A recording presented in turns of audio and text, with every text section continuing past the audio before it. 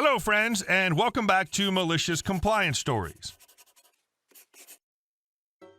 Starting our video today with a military malicious compliance tale in which our OP decided to find a way not to play golf, even though the order was given clearly and distinctly. But before we begin, don't forget to subscribe to our channel if you're new here and turn on notifications so you don't miss a new video every single day. Here we go. I have to play golf? Aye, aye, Chief. I did a short 4-year active duty enlistment with the U.S. Coast Guard beginning back in 2013. I got sent to a great unit with mostly great guys doing great work, buoy tending. One thing that was not great was unit morale days. Morale days at most units are a day during the week where instead of work, everyone but the duty standard goes out and does something fun to build camaraderie. Some common activities included paintball, fishing trips, beach barbecues, etc. Just some time to gather as a group, hang out with each other's families, and knock back some good food and beer. Not our unit, however. Our chief was a great officer in charge and fantastic to work for, but he was also obsessed with golf. I mean obsessed beyond just the trope that management/bosses seem to be. The man lived and breathed golf, and his office TV was perpetually running some sort of PGA coverage. We all have our hobbies, but golf isn't for me. I'm terrible at it, and the appeal of hitting a ball, walking after it, waiting around for your turn, and then hitting it again just never materialized in me.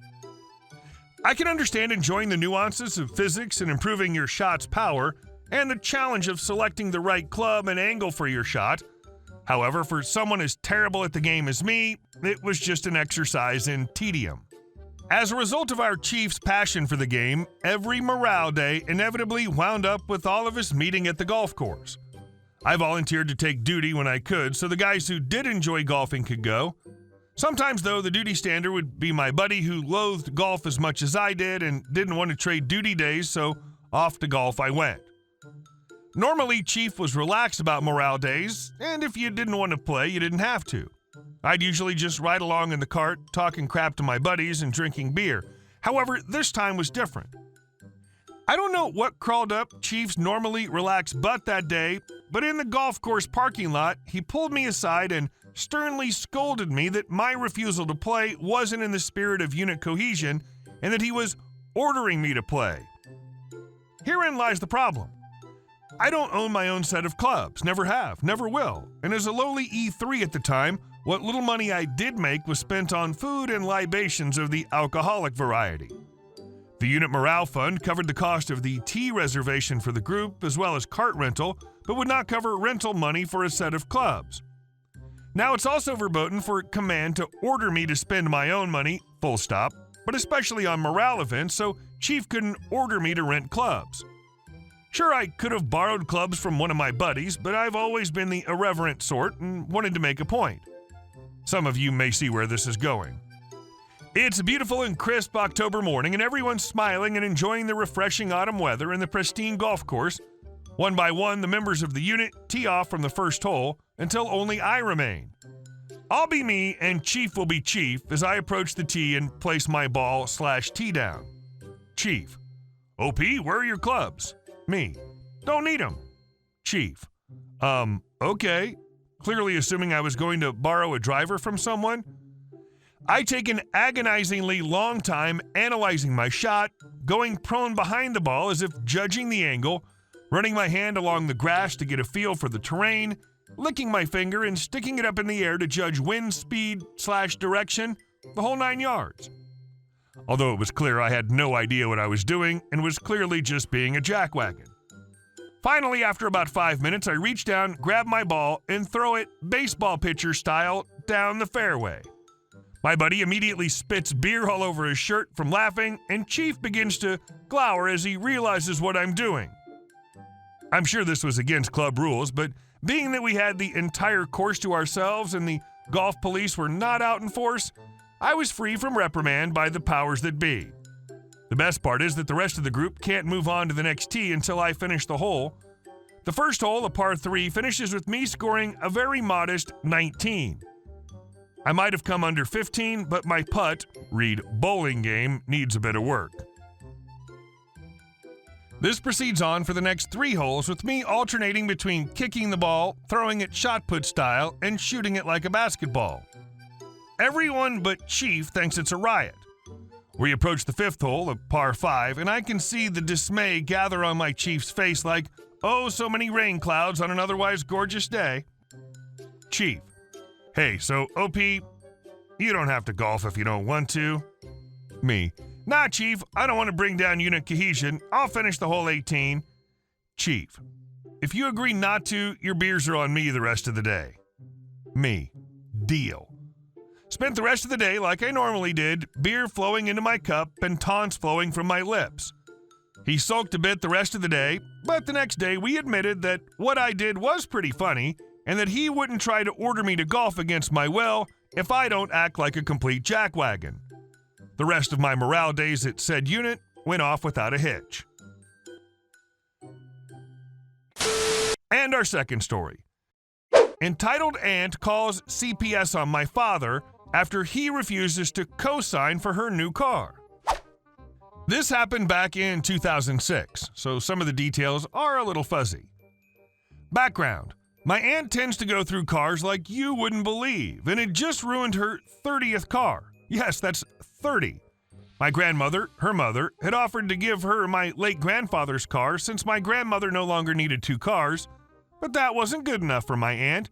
She had her eye on an overpriced 7-year-old red SUV with a ridiculous amount of miles, and because of her financial situation, she needed someone to co-sign to get a loan for the car. My grandmother, who'd lost her husband not even 2 years prior, had no interest in co-signing for a new car that would probably die before it was paid off. So at Sunday dinner one week, my aunt asked my father, her younger brother, if he would co-sign for her car loan. My father basically told her, no way in heck. If I co-sign for a car for anyone, it'd be for my 16-year-old daughter. Me. Not you.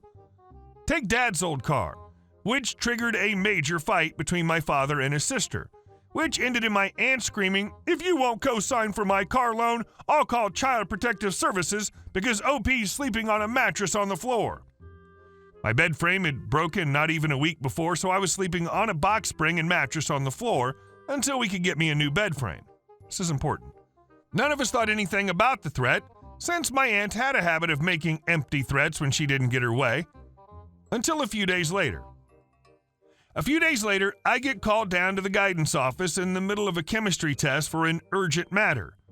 When I got to the office, I was led into a small room with the school social worker and another woman. The woman then asked me, hello, OP, I have a few questions about your living arrangements. She asked me questions like, what's your home life like? How do your parents treat you? Are you happy at home? Do you have your own room, etc.? It wasn't until she asked, how do you sleep at night, that I start to mentally piece things together. And I asked, what's this about? The woman hesitated, but eventually told me, we received an anonymous tip that your father's forcing you to sleep on the floor. We want to know what that's about. And that's when everything clicked, and I was livid. So I told the woman, I'm not being forced to sleep on the floor. My bed frame broke about a week ago, so I'm currently sleeping on a box spring and mattress until my new bed gets delivered. I'll bet you any amount of money my aunt was the person who made that anonymous tip because my father refused to co-sign for her to get a new car. The woman from CPS looked stunned and then turned towards the school social worker and asked if they had any way of reaching my father to confirm things, since the number they had was outdated. I took my dinky little Nokia prepaid cell phone out of my bag and gave them my father's work cell number.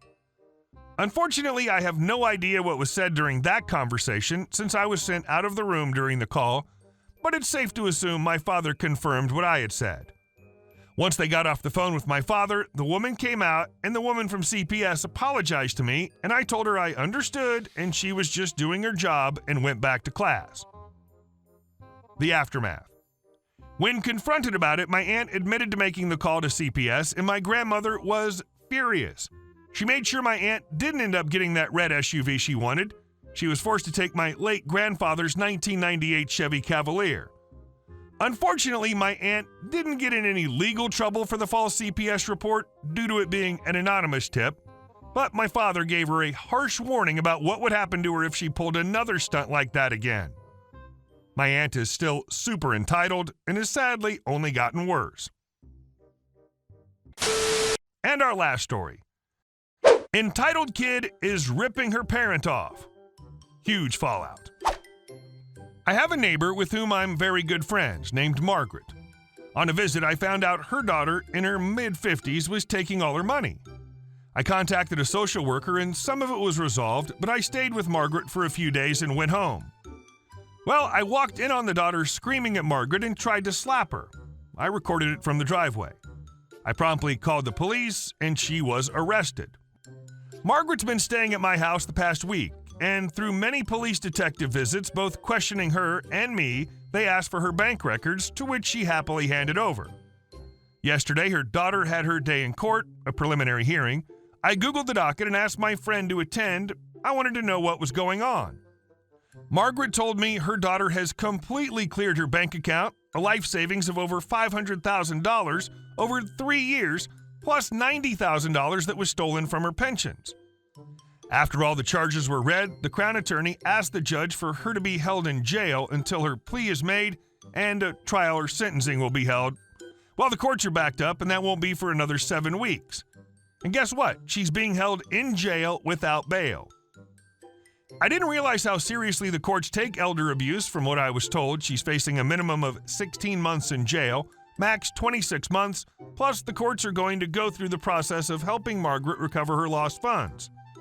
Margaret's going to stay with us for another 2 weeks until school starts. We invited her up to the cottage with us and she accepted. So yeah, my kid, my sister, me, my mom, Margaret, and my sister's girlfriend, all up at the lake. Poor Margaret.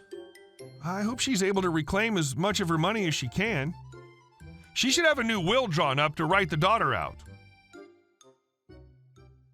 Hey guys, thank you all for watching the video. I'll see you in the next one.